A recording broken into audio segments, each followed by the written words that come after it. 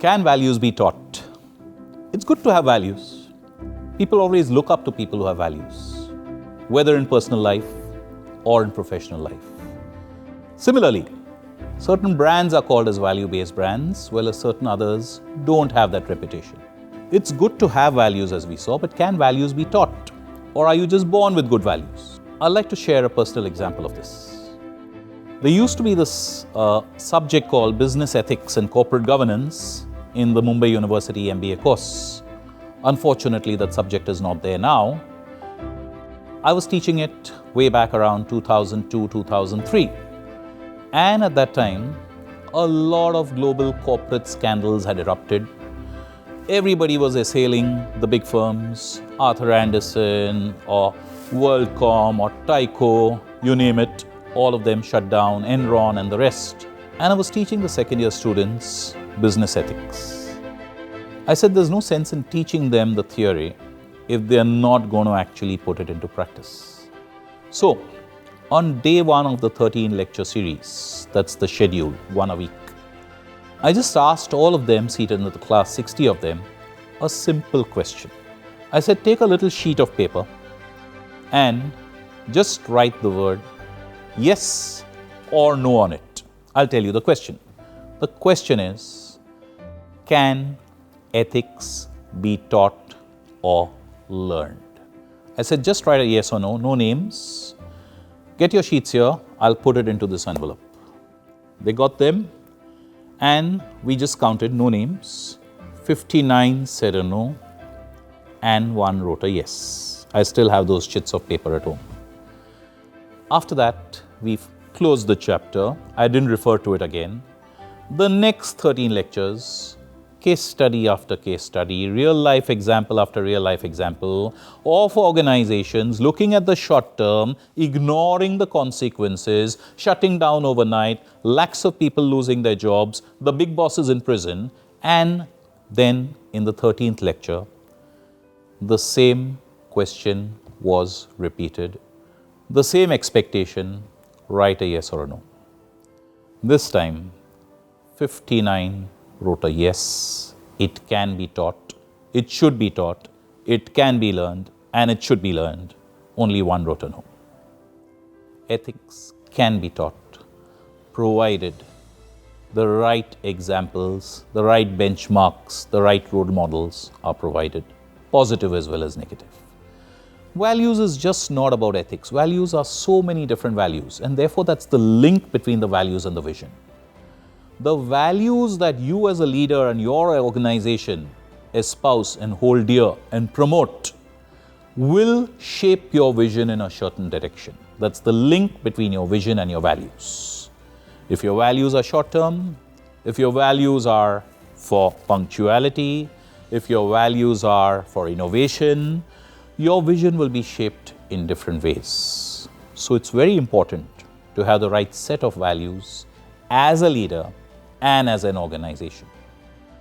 I'll give you another personal example of the benefit that values, which I call the crucibles of culture.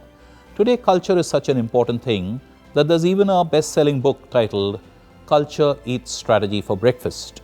If your organization has strong and sound culture, it can overshoot an organization which has a clear strategy. It's that powerful. So values are a very important link in the 4V model.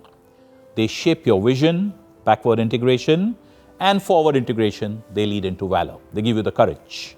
So this other example I was talking about, I was on a panel interviewing students for Mumbai University for the MBA course. And one of the boys who came, he put his resume before us. We read his resume. He was a telecom engineer by qualification. And then the first job he had taken up was with Tata Telecom for 4 months. His resume showed that the next 4 months he had shifted to another telecom company. And then the previous 4 months, he was back with Tata Telecom. And now he was applying for his MBA. We said, very good, you're an engineer. You got a job with Tata is good. You got the second job. Yes, definitely you must have got a promotion. But why did you come back to the first organization that you left? And he said, I worked with Tatas, nice paymasters, nothing great, nothing exceptional. I joined a rival, I got a double jump, I got a double promotion. In 4 months back, I went to my previous boss saying, please take me back at even the previous salary. I cannot work for those people. Values not only help your organization move forward in the right direction, they also attract the best talent and retain the best talent. And today, people are your main differentiator. The resources that you have as a leader are primarily people.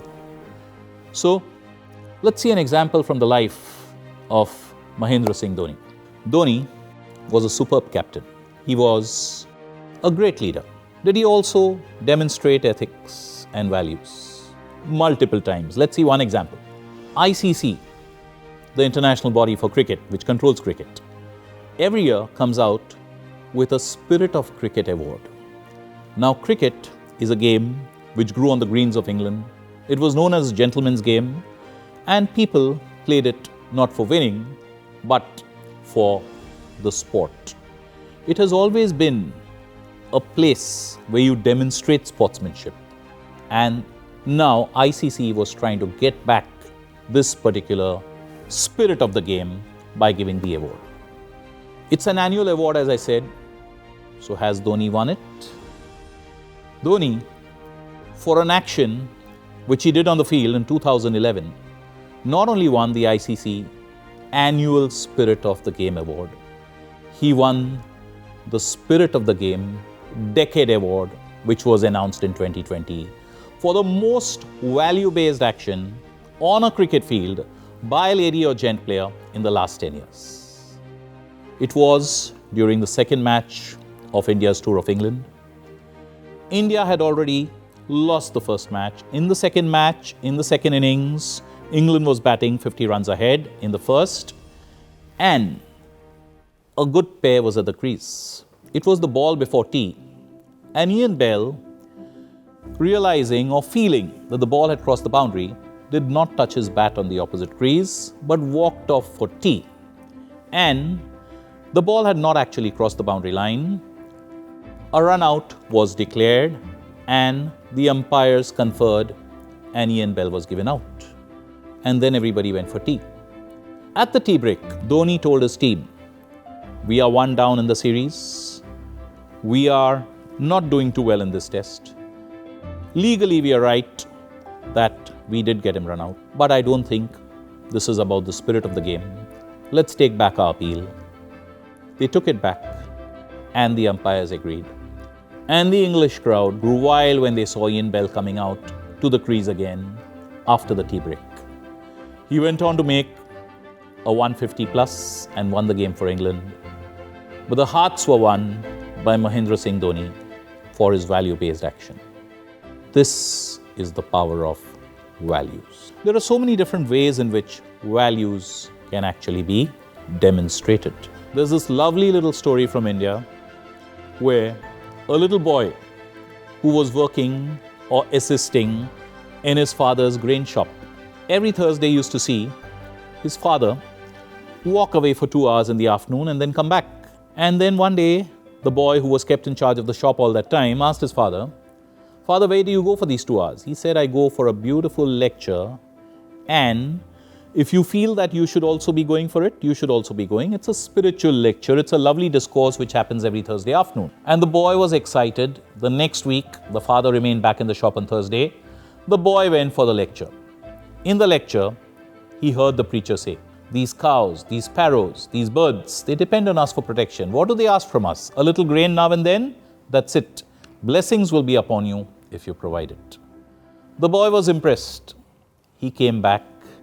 The next day, once the father had gone for lunch, the boy fed the cows, the dogs, the sparrows and the other birds with a little grain. The father came back and was upset, drew away the birds and the beasts, and started yelling at the boy saying, this is not the way to run a shop. We are a profit shop. We are not an NGO. And the boy said, but this is what I heard in yesterday's lecture, which you told me to go for, which you go for every Thursday. And the father said, there are things which are good to hear, but everything you hear need not be practiced. This is the crucial problem with values today. They are there on paper. They are there on the wall. You'll see value statements fancily put up. Values will be espoused on the back of the visiting cards. But when it comes for the opportunity to action, do you put your values into practice? That is the key. And that is what the next V, Valor, will be all about.